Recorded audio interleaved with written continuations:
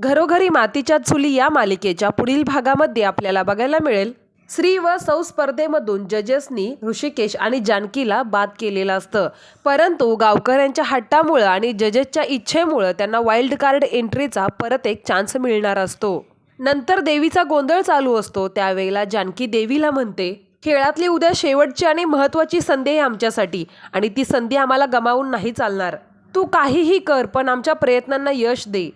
तर तिकडे सारंगला परत जानकी आणि ऋषिकेश खेळामध्ये येतील का याची भीती वाटत असते आणि म्हणून मग सारंग ऐश्वर्याला म्हणतो, उद्या जानकी वहिनी आणि ऋषिकेश दादा वाईल्ड कार्ड एंट्रीने परत खेळामध्ये तर येणार नाहीत ना। तेव्हा ऐश्वर्या म्हणते, सारंग असं काहीच होणार नाही आणि त्यांचं नाव लकी ड्रॉमध्ये येणार नाही याची पूर्णपणे सोय केली मी। तर जानकी, ऋषिकेश आणि सगळा गाव हा देवीच्या मंदिरामध्ये गोंधळात असतो।